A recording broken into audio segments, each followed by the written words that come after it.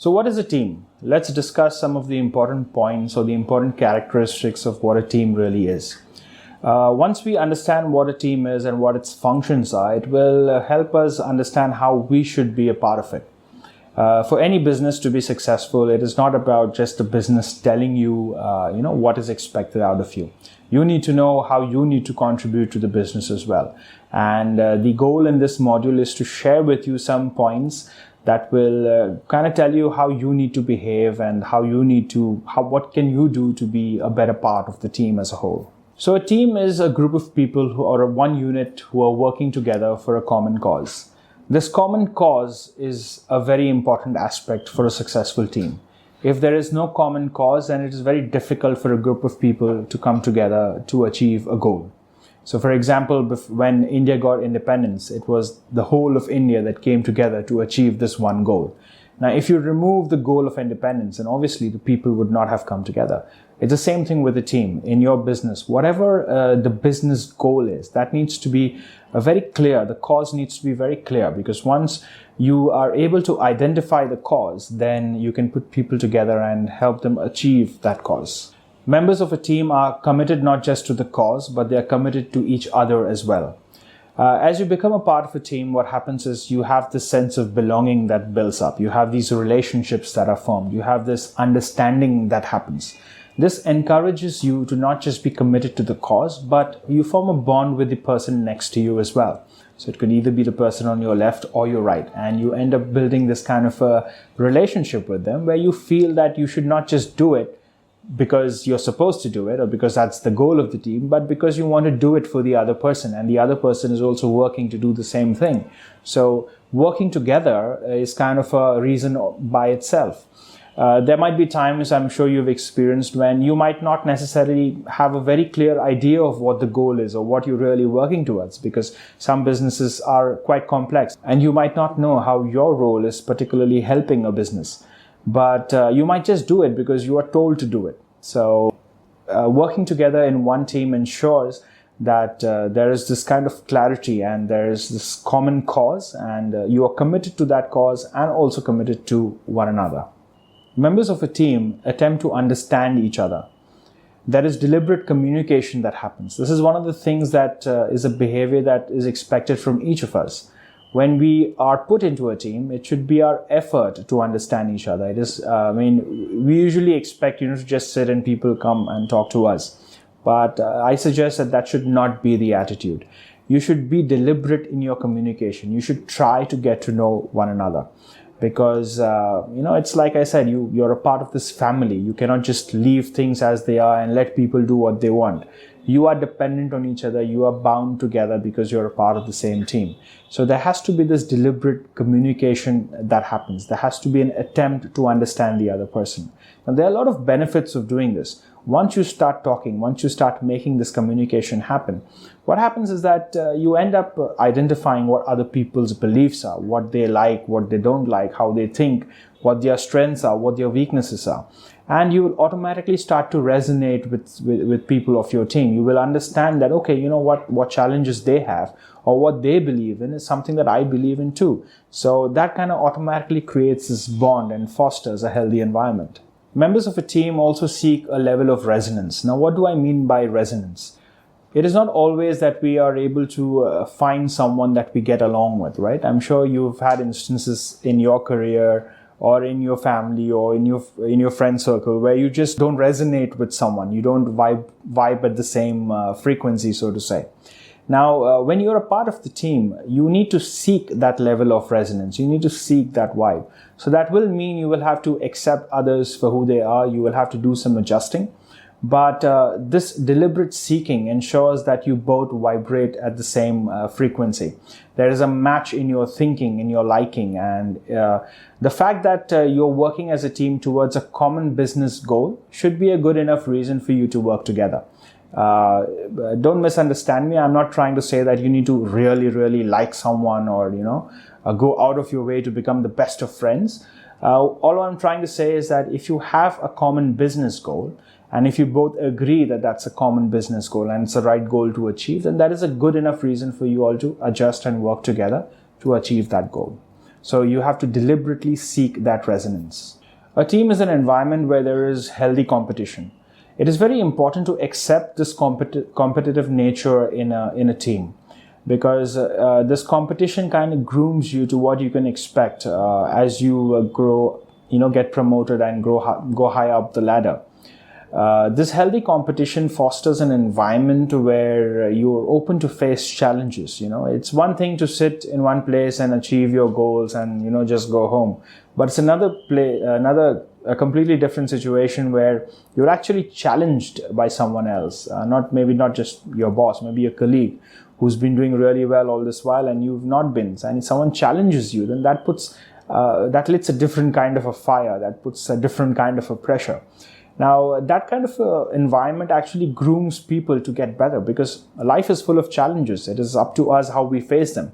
So creating this healthy competitive environment in a team actually grooms individuals and makes them stronger so that they can face the pressure and face challenges and, kind of actually, if I may say this, actually say and then do it. Don't just do it by fluke and just say, oh, I did it. But actually say that, yes, I'm going to meet my target. Yes, I'm going to achieve this, and then actually do it. So there's a difference in that. And that kind of an attitude and that confidence can only be built if there's healthy competition within a team, because it is in the team where all this begins. A team also ensures that each of its members, they support each other. Now, this supporting of each other is very important. Say, for example, you're working on this project and there are, say, 5 people in your team. And you unfortunately fall sick or have some family emergency. Now, wouldn't it put a lot of pressure on you to know that your work is not being done and everything is just going to pile away? But just because you're a part of a team that has 4 other members who are still at work, you'd be surprised to know that, and happy to know the fact that they're actually doing the work for you. So this kind of a supportive environment kind of tends to take pressure off an individual. And it's a very important aspect of the team. So when you become a part of a team, it is also your responsibility to ensure that you always support people who are not able to either achieve a goal or they are lacking for some reason.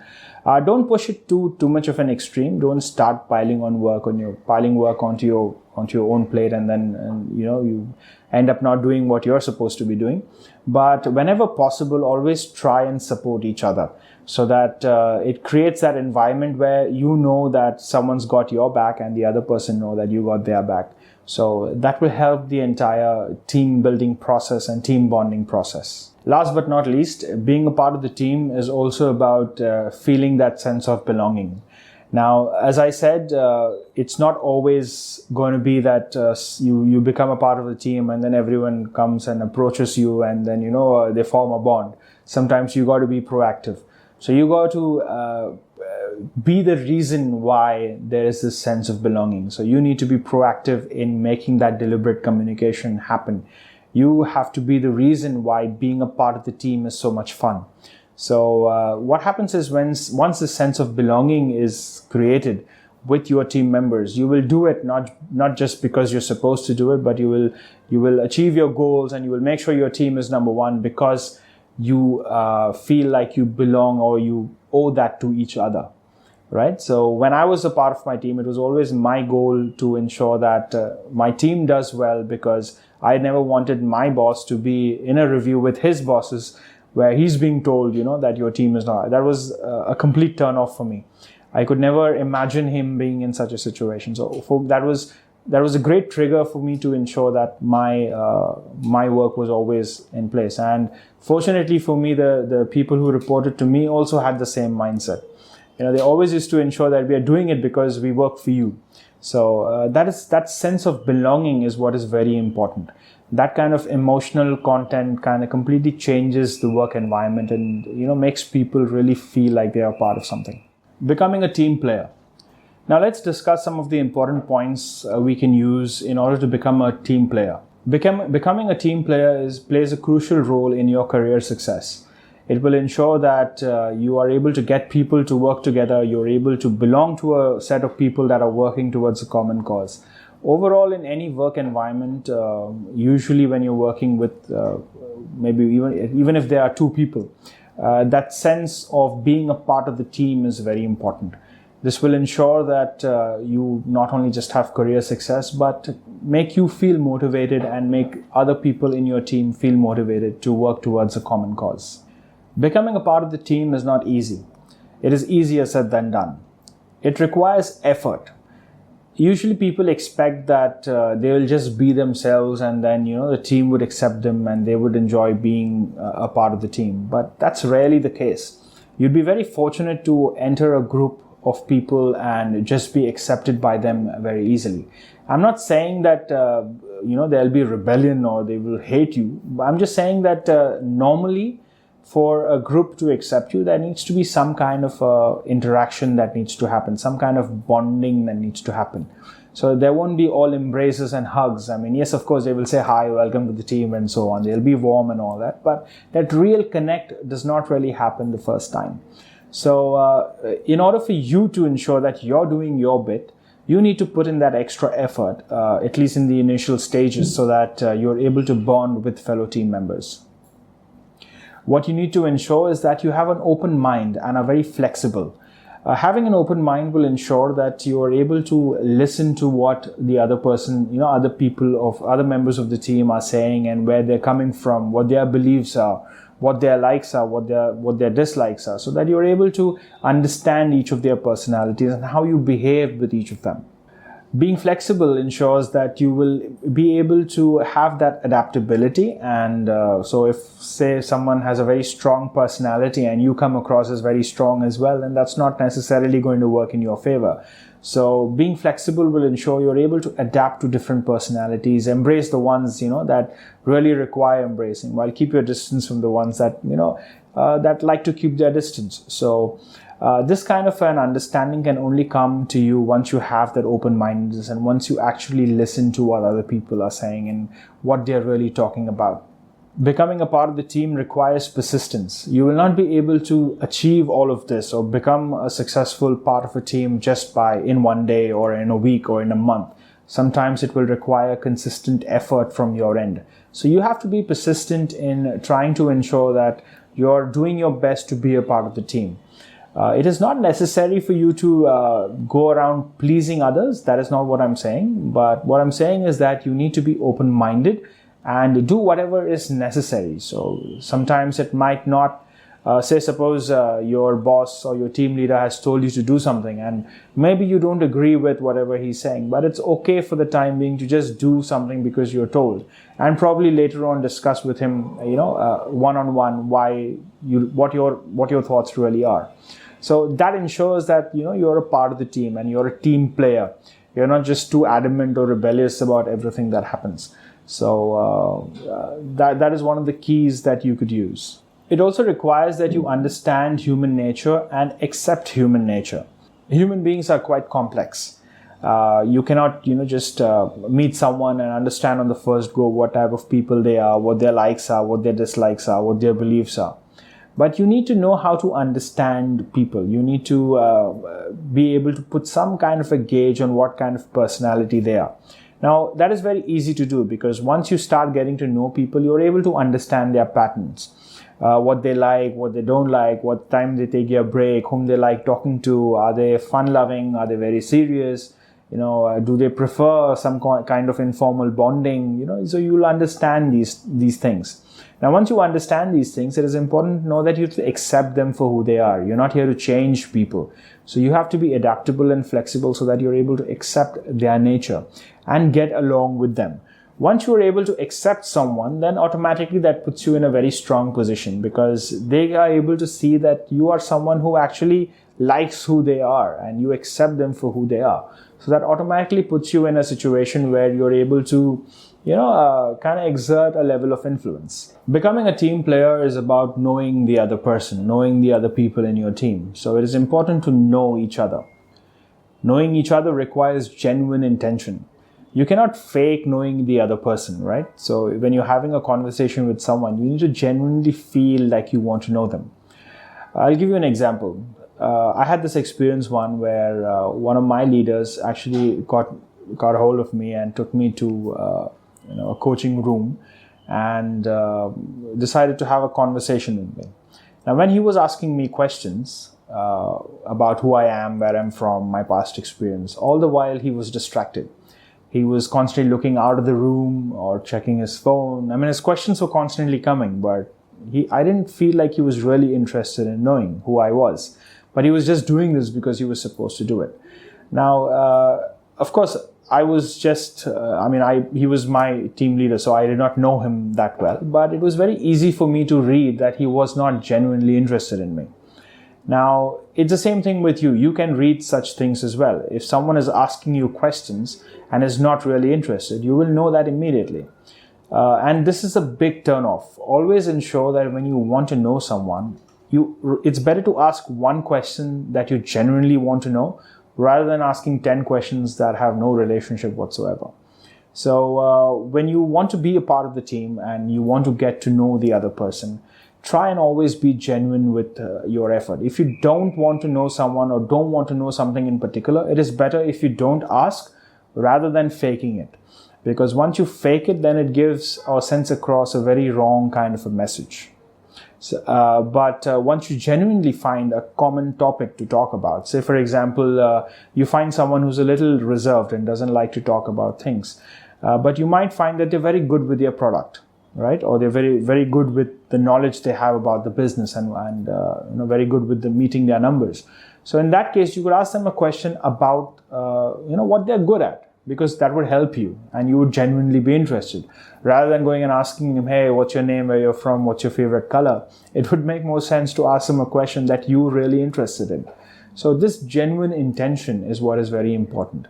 And obviously, once you know each other, it will automatically create a level of understanding and some bonding between your team members.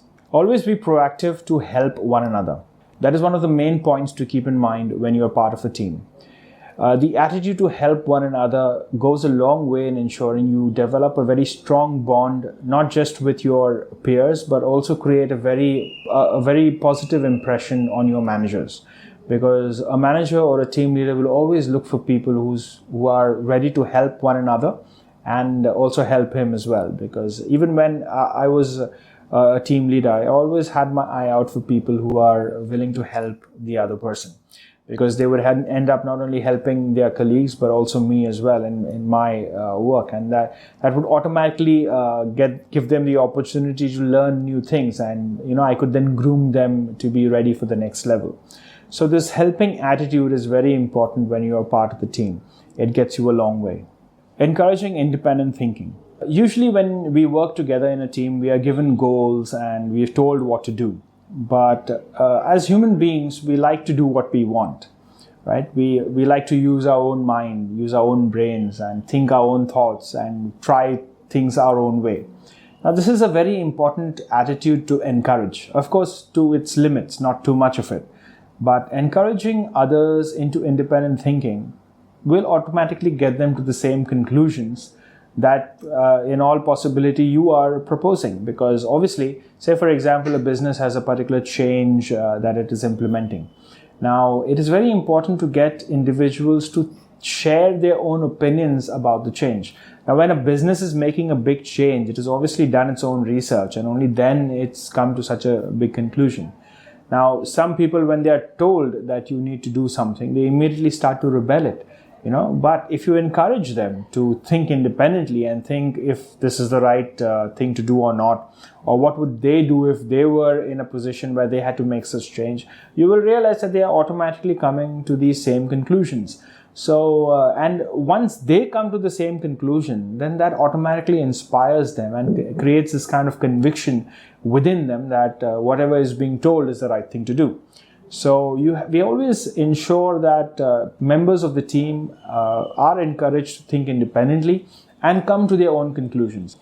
And if they're not coming to the same conclusions, then encourage a thinking process where you can reason with them and logically steer them to the right on the right course. Understand and appreciate each other's roles. In a team, not everyone will have the same strengths or weaknesses. Everyone is unique. Each has their own personality type. Each has their own skills. So everyone is good at whatever they are good at. Now, you might be good at something and the other person might not be that good at something. What you need to acknowledge is the fact that you have your strengths and so does the other person. When you have that kind of an attitude, then a team starts to work like a well-oiled machine.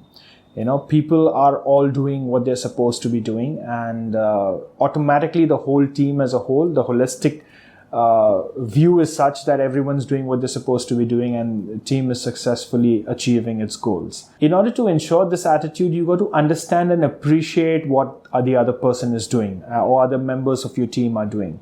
Once you're able to understand and appreciate this, then this automatically fosters a healthy work environment. Some people of the team may share more responsibilities than the others. Some might be doing completely different things.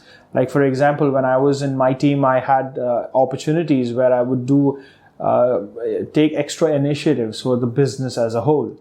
So although some colleagues of mine were doing the same thing, I was doing completely different things. However, the team environment was such that I was supported to take up these extra initiatives. So this is a very important benefit of working to a team, and a very important thing to keep in mind, that to be a good team player, you need to appreciate what other people are doing and understand why they're doing it. Being a part of a team is also about empowering others. The attitude that we are just supposed to follow our leader or just do what we're being told is not a very healthy attitude to have in a team. In a team, the feeling should be that each person is empowered. Each person has the potential to change the overall team and the team's performance and outlook.